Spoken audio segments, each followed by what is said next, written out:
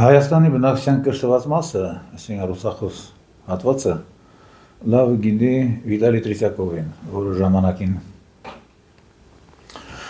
գլխավորում էր Նեզավիսիմայա գազետն, Մոսկովսկի նովոստի, հետո Պոլիտիցկի ամսագիրը, այժմ գլխավորում է Մոսկվայի պետական համալսարանի տելեժուրնալիստիկայի ֆակուլտետը։ Նա բավականին գրագետ կիրճ ազնվորություն է և լուրջ ավանն ունի ռուսական մաս մեդիայի կայացման մեջ 20 տարի առաջ ես նրա հետ համագործակցել եմ Politclass ամսագրում Մոսկովսկի նովոստի թերթում և հիանալի մենք յոլային գնացել արվում ենք միմյանց և այսօր շատ ջերմ հանդիպում ենք, եթե հանդիպում ենք, իսկ եթե ոչ, Facebook-ում երբեմն շփվում ենք։ Ուրեմն Տրիսակովը մի քանի օր առաջ մի պոստ էր գրել հետևյալի մասին, մեջբերում եմ. Токаеву назвал казахов наследниками Золотой Орды и сравнил ее с Римской империей. Казахстан официально закреплен в Конституции как преемник Золотой Орды. На международном симпозиуме президент страны призвал признать Золотую Орду одной из величайших империй мира. Если ты не украинец, то казах. Две древнейших нации мира, два прародителя земной цивилизации, два столпа будущего человечества. Почему бы им не объединиться в одно государство и тем самым взять железные клещи Россию? Այսքան բան է գրել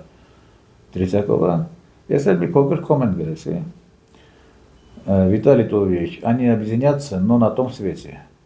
После ликвидации Украины как государства Путин займется утилизацией Казахстана. Это обреченные государства сами себя толкают в могилу. Бог им в помощь.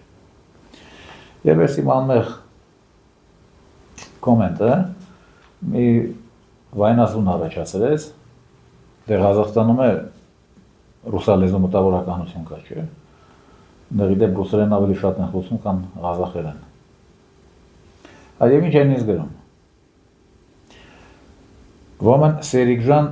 Եսեն Գոսուլի գրում է. Цыгане, куда вы лезете все время со своими комментариями? Это цыгանը մենք ենք սրանց համար։ Эльдар Суиндиков գրում է. Это кто там нынче из ОДКБ вышел?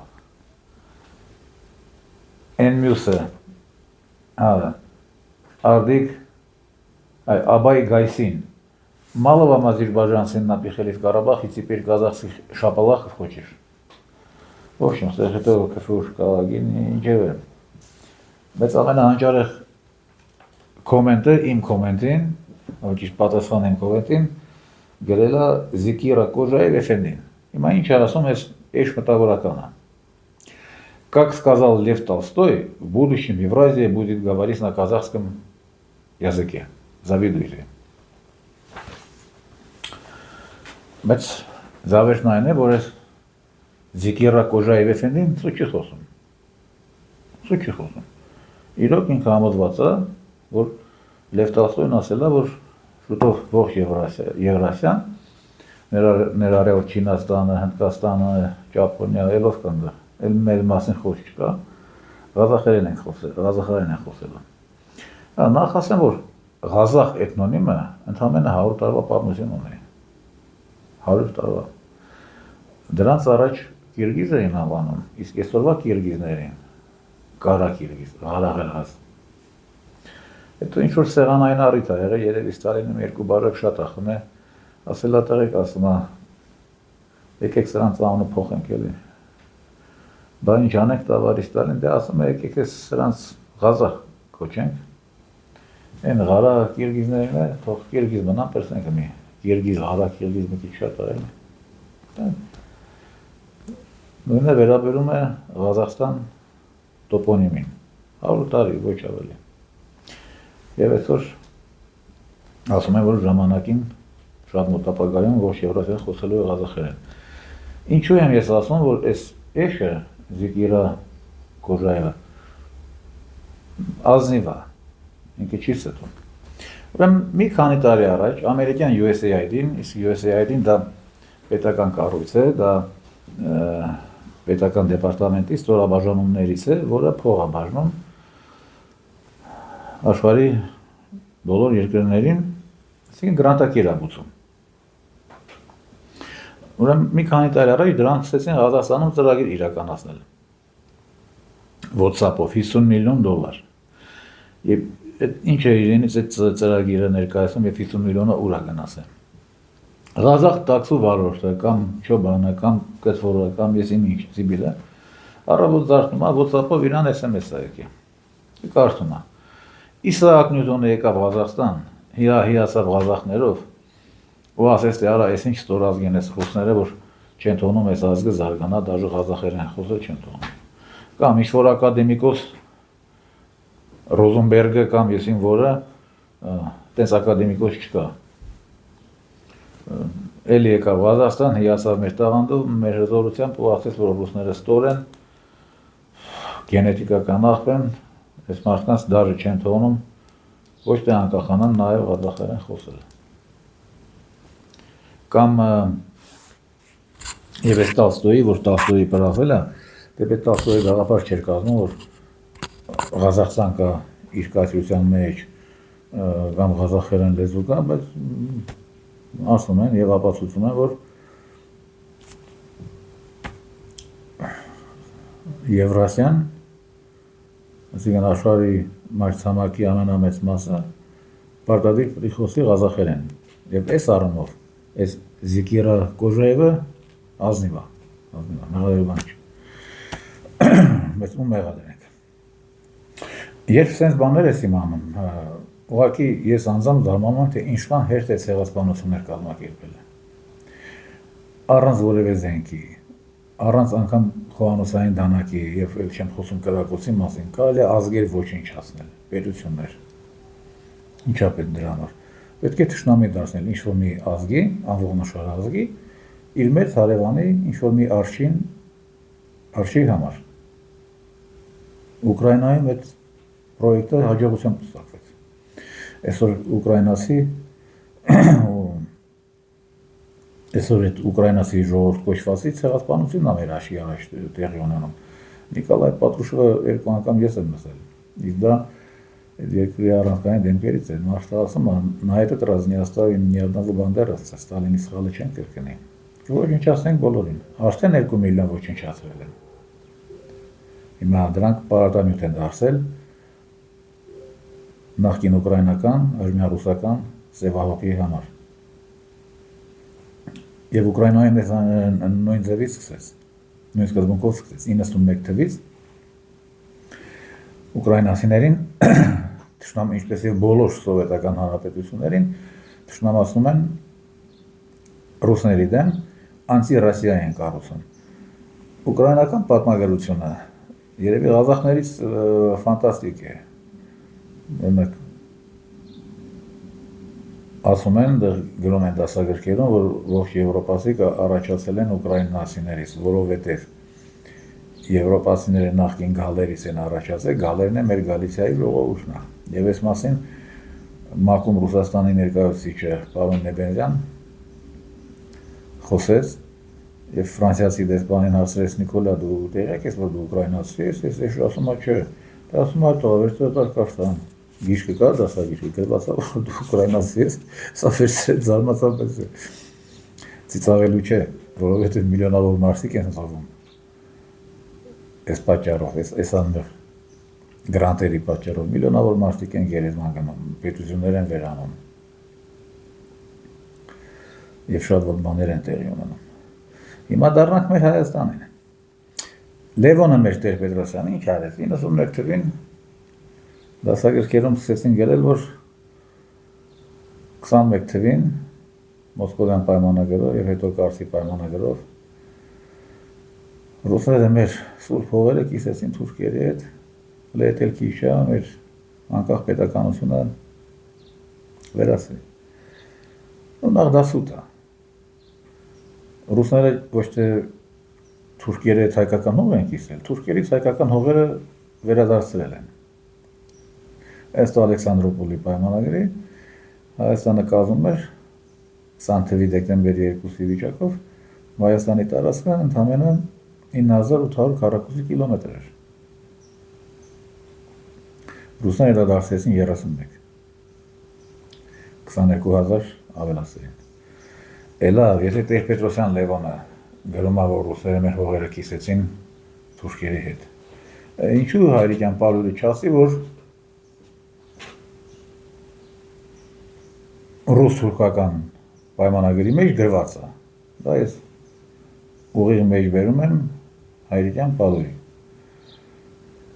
Ռուս-թուրքական պայմանագրում գրված է հայերը մեր թշնամիներն են, հայերն ու Հայաստանը։ Նախիրը կհավատա։ Տեր-Պետրոսյանը մեկ պաշտոնական պատմագրությունը տենց ասում, բա Հայրիկյանն էլ է տենց ասում։ Եթե տենց է, բա ինչու օրինակ չասես, որ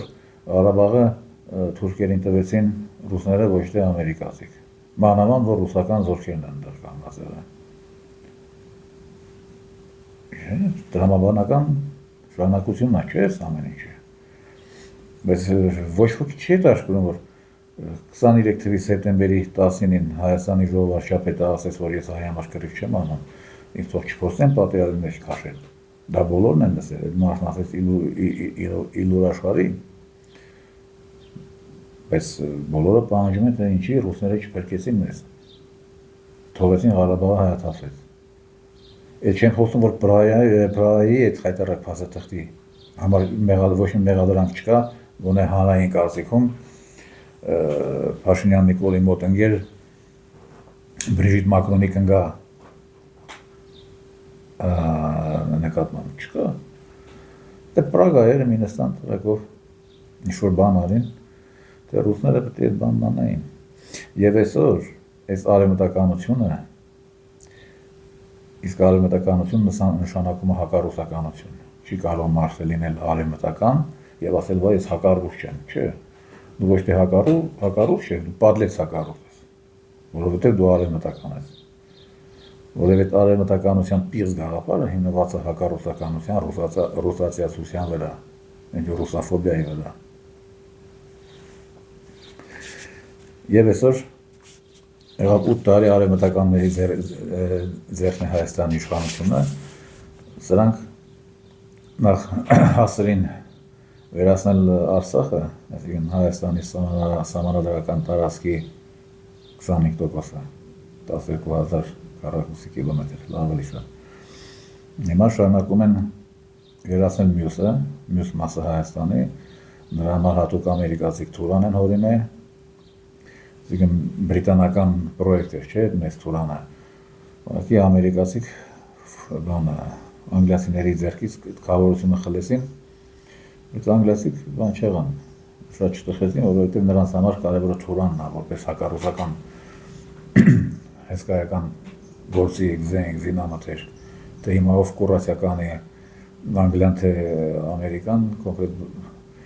միացյալ թագավորության համար կարևոր չէ։ Եվ այսօր հասել ենք այս վիճակին։ Բազմիցս ասել եմ գրավոր բանավոր, որ չկա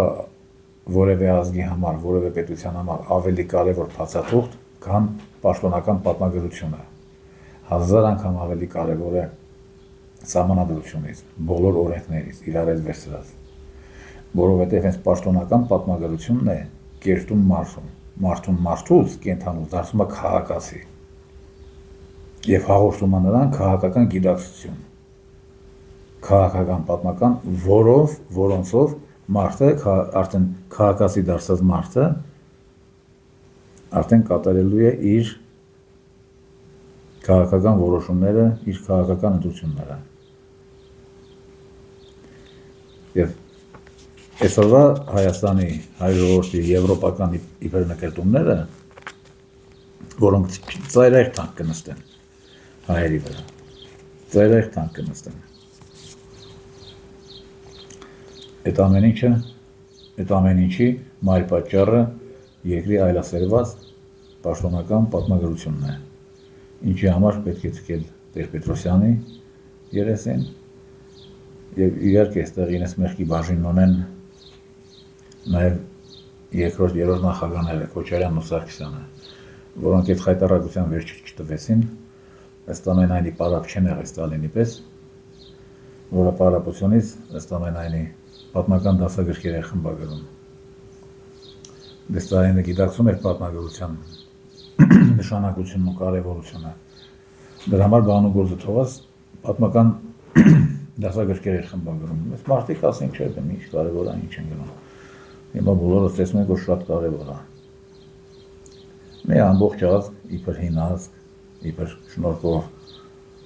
տաղանդով ոչտված ազգ, այսօր կանգնել է բնաջնջման եզրին։ Եվ կբնաջնջվի։ Արցախի ապագային կարժանանա ողջ հայ ժողովուրդը նախկին սովետական Հայաստանի տարածքում։ Եթե սրա դեմը Ռուսաստանը չառնի։ Եթե հերթական անգամ չփրկի անշնորհակալ ապերախտ հայ ժողովուրդը։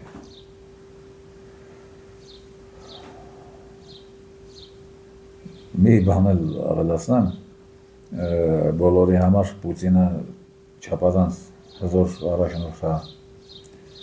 ուժեղ էֆեկտիվ ղեկավար, ինչ-որ անգամ Ստալինի հետ են նրան փորձում համատել,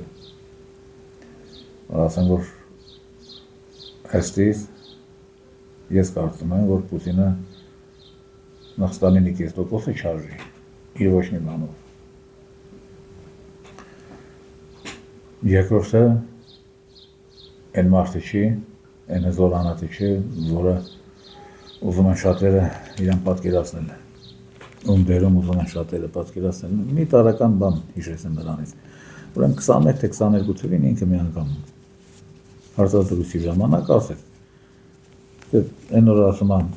դասագիր կա ձեռքս ընկել, եւ ես ապշա պատմության,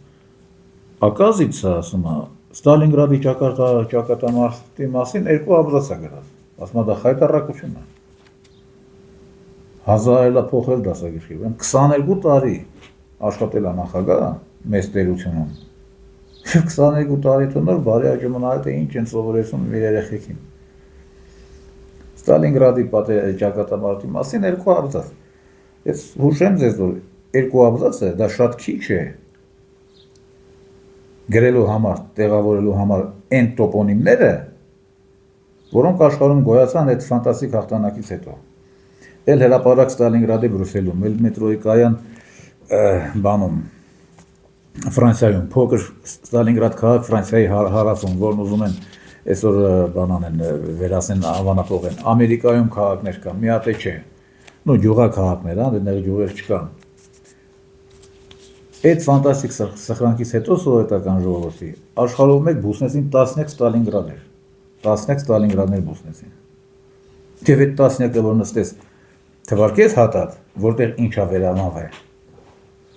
Երկու абզացը հերիք չի անում։ Եվ Վլադիմիր Վլադիմիրիչը շատ ջղայն ասավ, որ ես ինչ խայտառակություն է Ստալինի, այս Ստալինգրադի ճակատապարտի մասին ինձ ամենը երկու ծող ագրված։ Դե այն է պարապ չի Ստալինի պես։ 22 տարի շատ ծանր աշխատել է, ժամանակ չի ունեցել։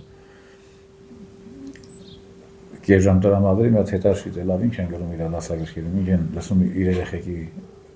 ուղեղները։ Ինչևէ հիմա լավ է, իրավիճակը ստել է փոխվել արդեն։